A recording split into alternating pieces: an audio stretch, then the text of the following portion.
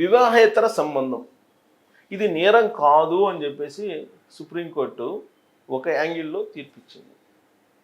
ఢిల్లీ హైకోర్టుకి తాజాగా ఒక కేసు వచ్చింది. వివాహం అయిన తర్వాత మూడవ వ్యక్తి జోక్యము అనేది నేరం కింద పరిగణించాల్సి వస్తుంది, కానీ అది నేరం కాదు అని చెప్పి చెప్తుంది. సో ఢిల్లీ హైకోర్టు ఒక యాంగిల్లో చెప్తుంటే సుప్రీంకోర్టు ఇంకొక యాంగిల్లో చెప్తుంది. అసలు వివాహేతర సంబంధం అనేది నేరం కాదు అని చెప్పి న్యాయస్థానాలు చెప్పడమే ఒక పెద్ద చర్చనీయాంశం. అలాంటప్పుడు దాంపత్య జీవితం అనే దానికి అర్థం లేదు అనేది ఒక వాదన వినిపిస్తుంది. సుప్రీంకోర్టు ఏమంటుంది, నేరం కాకపోయినప్పటికీ కూడా ఆ దాంపత్య జీవితాన్ని డిస్టర్బ్ చేయడానికి మూడవ వ్యక్తి ఉంటారు కాబట్టి దానికి పరిహారం కింద ఏం చేయాలి అనే దాని మీద ఒక యాంగిల్ తీసింది. ఇట్లా రకరకాలుగా చెప్తున్నారు. అసలు వివాహేతర సంబంధం నేరం కాదు అని చెప్పి తేల్చేశారు. వివాహేతర సంబంధం నేరం కాదు అన్నప్పుడు అసలు లాడ్జిల్లో లేదంటే ఇతరత్ర ప్రాంతాల్లో పోలీసులు ఎందుకు రైడ్ చేయాలి? ఇష్టపూర్వకంగా కలిస్తే అది నేరం కాదని చెప్పింది కోర్టులు. మరి అలాంటప్పుడు వ్యభిచారం కేసు కింద ఎందుకు బుక్ చేస్తున్నారు అని అంటే ఎవరికి తెలియదు. కోర్టులు ఒకటి చెప్తున్నాయి, మరో యాంగిల్లో పోలీసులు ఆలోచిస్తున్నారు. కోర్టులు ఒక రకంగా తీర్పిస్తున్నాయి, ఆ కోర్టు తీర్పులో ఆంతర్యం ఏమో ఇంకొక రకంగా ఉంటుంది. దానికి స్పష్టమైనటువంటి ఒక అవగాహన లేదంటే ఒక స్పష్టత లేనటువంటి తీర్పులాగా అనిపిస్తూ ఉంది. అందుకే ఈ వివాహేతర సంబంధం అనే దాని మీద మళ్ళీ తాజాగా ఇప్పుడు హైకోర్టు, ఢిల్లీ హైకోర్టు ఒక సంచలనమైనటువంటి తీర్పు ఇచ్చింది. ఏంటి ఆ తీర్పు అనేది చూద్దాం. ఆ ఢిల్లీ హైకోర్టు ఇచ్చినటువంటి తీర్పు ఏంటి అని అంటే ఇక్కడ చూడండి. వివాహం అనేది నమ్మకాలు, భావోద్వేగాలు, పరస్పర గౌరవం మీద నిలబడి ఉండే పవిత్రమైన బంధం. సో వివాహం అనే దాన్ని ఎలా నిర్వచించిందంటే హైకోర్టు, భావోద్వేగాలతో కూడినటువంటి సమయం అంట. భావోద్వేగాలు అలాగే నమ్మకాలు, నమ్మకము, పరస్పర గౌరవం మీద, పరస్పర గౌరవము, నమ్మకము, భావోద్వేగాలు ఈ మూడు కలిపితే పెళ్ళి అని చెప్పి హైకోర్టు భావిస్తుంది. అది పవిత్రమైనటువంటి బంధము. అయితే ఈ బంధంలోకి మూడో వ్యక్తి ప్రవేశించినప్పుడు ఆ దాంపత్య జీవితం తీవ్రంగా దెబ్బతింటుంది. ఈ నేపథ్యంలో వివాహేతర సంబంధాలపై ఇటీవల ఢిల్లీ హైకోర్టు ఇచ్చిన తీర్పు చట్టపరమైన కొత్త చర్చకు దారితీసింది. ఏంటి ఆ చర్చ అంటే అడల్టరీ నేరం కాదు. అడల్టరీ అనగానే మనకు గుర్తొచ్చేది ఎవరు? దువ్వాడ శ్రీనివాసు అలాగే దివ్యల మాధవి. వాళ్ళిద్దరూ అడల్టరీ లవ్ అని అంటున్నారు. సో ఈ మధ్య సోషల్ మీడియాలో వాళ్ళిద్దరు ఎక్కడ చూసినా వాళ్ళే కనిపిస్తూ ఉంటారు. అడల్టరీ లవ్ అనేది అంతకుముందు ఎవరికైనా అవగాహన లేకపోతే ప్రత్యక్ష నిదర్శనంగా వాళ్ళిద్దరు కనిపిస్తున్నారు అడల్టరీ లవ్ కింద. మాది అడల్టరీ లవ్ అని చెప్పి వాళ్ళే చెప్తున్నారు. మరి ఇప్పుడు కోర్టు అడల్టరీని నేరం కాదు, అడల్టరీ లవ్ అనేది నేరం కాదు, అడల్టరీ నేరం కాదని చెప్పేసింది కోర్టులు కూడా. అంటే దువ్వాడ శ్రీనివాస్కి అలాగే దివ్యల మాధురికి క్లీన్ చిట్ ఈ తీర్పు ద్వారా వచ్చినట్టే. 2018లో జోసెఫ్ షైన్ కేసులో సుప్రీంకోర్టు ఒక కీలక తీర్పు ఇచ్చింది. ఆ తీర్పులో అడల్టరీ లేదా వివాహేతర సంబంధాన్ని క్రిమినల్ నేరాల జాబితా నుంచి తొలగించింది. సో కాబట్టి వీళ్ళిద్దరి మీద, దివ్యల అలాగే దువ్వాడ మీద కేసు పెట్టాల్సిన అవసరం లేదు. ఎందుకంటే వాళ్ళ అడల్టరీ అనేది నేరం కాదని చెప్పి కోర్టే చెప్పింది, సుప్రీంకోర్టే చెప్పింది. సో క్రిమినల్ నేరాల జాబితా నుంచి తొలగించేసింది వివాహేతర సంబంధాన్ని. అంటే ఇప్పుడు ఇది క్రిమినల్ అఫెన్స్ కాదు, వివాహేతర సంబంధం అనేది నేరం కాదు. ఇది 2018లో సుప్రీంకోర్టు చెప్పింది. దీనికి జైలు శిక్ష లేదా ఇతర శిక్షలు లేవు. అయితే సుప్రీంకోర్టు స్పష్టంగా చెప్పింది ఇది నేరం కాకపోయినా వివాహ వ్యవస్థకు హానికరం అవుతుందని స్పష్టం చేసింది.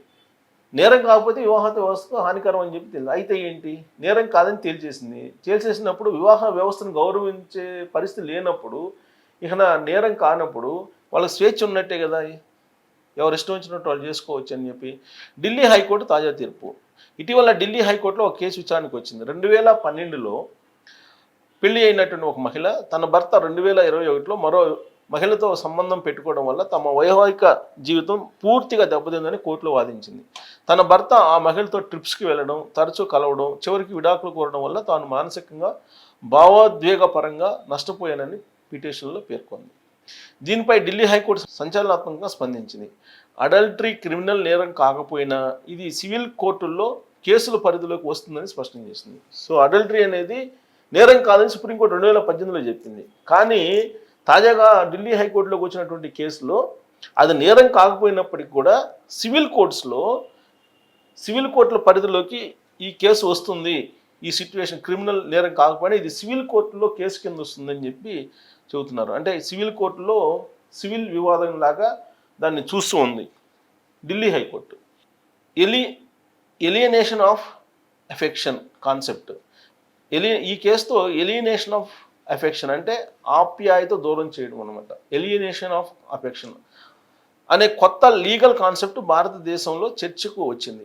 ఆప్యాయత దూరం చేయడం అనేది ఈ కొత్త లీగల్ కాన్సెప్ట్ భారతదేశంలో చర్చకు వచ్చింది. అమెరికా వంటి పాశ్చాత్య దేశాల్లో ఇది సాధారణమైనటువంటి చట్టపరమైనటువంటి ప్రావధానం. దీని ప్రకారం ఒక మూడో వ్యక్తి చర్యల వల్ల వివాహ బంధం విచ్ఛిన్నమైతే అతనిపై లేదా ఆమెపై సివిల్ కేసు వేసి నష్టపరిహారం కోరవచ్చు.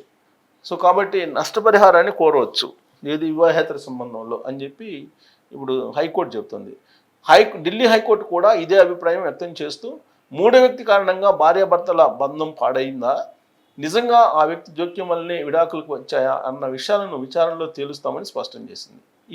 దీని ప్రభావం ఏంటి? ఈ తీర్పుతో స్పష్టమైంది ఏంటంటే వివాహేతర సంబంధం క్రిమినల్ నేరం కాదు, కానీ దానివల్ల నష్టపోయినటువంటి జీవిత భాగస్వామి సివిల్ కోర్టులో కేసు వేసి నష్టపరిహారం కోరే హక్కు కలిగి ఉంటుంది. ఎవరు నష్టపోయారనేది తేల్చాలి కదా. తేల్చాలంటే కోర్టులు ఎప్పటికి కావాలి? భర్త ఏమంటాడు? భార్య వల్ల నష్టపోయింది అంటారు. భార్య వల్ల నేను వివాహేతర సంబంధం పెట్టుకోవాల్సి వచ్చింది అంటారు. భార్య ఏమంటుంది? ఆయన కారణంగానే నేను వివాహేతర సంబంధం పెట్టుకోవాల్సి వచ్చిందని భార్య అంటుంది. మరి ఎవరికి నష్టపరిహారం కట్టాలి అనేది కూడా క్లారిటీ రాలా ఇంకా హైకోర్టులో, ఢిల్లీ హైకోర్టులో. బట్ సివిల్ కోర్టులో చెల్లిద్దని మాత్రం చెప్పింది. భారతీయ చట్టంలో ఇది కొత్త కాన్సెప్ట్ అయినా భవిష్యత్తులో ఇలాంటి కేసులకు ఇది ఒక న్యాయపరమైన మార్గదర్శకం అవుతుంది. వివాహ బంధం పవిత్రమైనది. దానిలోకి మూడో వ్యక్తి జోక్యం చేసుకుంటే కేవలం వ్యక్తిగత స్థాయిలోనే కాకుండా చట్టపరంగానూ బాధ్యత వహించాల్సి ఉంటుంది. ఢిల్లీ హైకోర్టు తాజా తీర్పు వివాహేతర సంబంధాలపై కొత్త చర్చకు తెరతీస్తుంది. భారతీయ న్యాయ వ్యవస్థలో ఒక కొత్త అధ్యాయాన్ని ప్రారంభించిందని చెప్పవచ్చు. సో ఇది ఇల్లీగల్ అఫైర్స్ మీద ఒక స్టేట్మెంట్ ఇచ్చింది, ఒక ఆర్డర్ ఇచ్చింది, ఒక తీర్పు ఇచ్చింది ఢిల్లీ హైకోర్టు. 2018లో సుప్రీంకోర్టు ఏం చెప్పిందంటే వివాహేతర బంధం నేరం కాదు అని చెప్పింది. దాంతో వివాహేతర బంధం అనేది నేరం కాదనగానే చాలామంది ఆ తీర్పు మీద రకరకాలుగా అభిప్రాయాలు వ్యక్తం చేశారు. అయితే ఇప్పుడు ఢిల్లీ హైకోర్టు తాజాగా ఏం చెప్తుందంటే అది క్రిమినల్ పరిధిలోకి రాకపోయినప్పటికీ సివిల్ పరిధిలోకి వస్తుంది అని చెప్పి చెబుతుంది. అయితే ఇక్కడ చాలా ఇంపార్టెంట్ పాయింట్ ఏంటంటే సివిల్ పరిధిలోకి వస్తుంది. మరి వివాహేతర సంబంధం పెట్టుకున్నాడు భర్త అని అంటే భార్య పెట్టుకుంటే మరి భర్త ఎవరి దగ్గర ఈ సివిల్ కేసు వేసి నష్టపరిహారం తీసుకోవాలి? భార్య దగ్గర తీసుకోవాలా? భార్య నష్టపరిహారం ఇస్తుందా? ఇప్పటి వరకు భరణం భర్త దగ్గర నుంచి భార్య తీసుకుంటుంది, కానీ భర్తకి భరణం ఇచ్చినటువంటి దాఖలాలు లేవు ఎక్కడ. మరి వివాహేతర సంబంధం ఇప్పుడు ఈ కేసులో ఢిల్లీ హైకోర్టుకు వచ్చినటువంటి కేసులో భర్త వివాహేతర సంబంధం పెట్టుకున్నాడని భార్య వేసింది. ఆ మేరకు సివిల్ కేసుల్లో పరిధిలోకి దీన్ని తీసుకోమని చెప్పి హైకోర్టు చెప్పింది. అంతవరకు బాగానే ఉంది. అదే భార్య వివాహేతర సంబంధం పెట్టుకుంటే భర్త కేసు వేస్తే సివిల్ కేసులోకి పరిధిలోకి దాన్ని తీసుకోవాలి కదా. తీసుకుంటే నష్టపరిహారం భార్య చేత కట్టిస్తుందా ఈ న్యాయ వ్యవస్థ అనేది ఒక పెద్ద ప్రశ్న. దీనికి ఇంకా క్లారిటీ రావాల్సి ఉంటుంది. అందుకే ఇప్పుడు ఢిల్లీ హైకోర్టు తాజాగా ఇచ్చినటువంటి తీర్పుతోటి మళ్ళీ వివాహేతర సంబంధం నేరమా కాదా, ఇది క్రిమినల్ ప్రొసీజర్లో క్రిమినల్ కేసు కింద వస్తుందా, సివిల్ కేసు వస్తుందా, వస్తే మహిళకైతే ఏంటి, పురుషుడికైతే ఇది భర్తకైతే ఏంటి, భార్యకైతే ఏంటి అనేది చర్చ జరుగుతున్నటువంటి క్రమంలో మరి దీని మీద మీరు అభిప్రాయాన్ని తెలియజేయచ్చు. Thank you.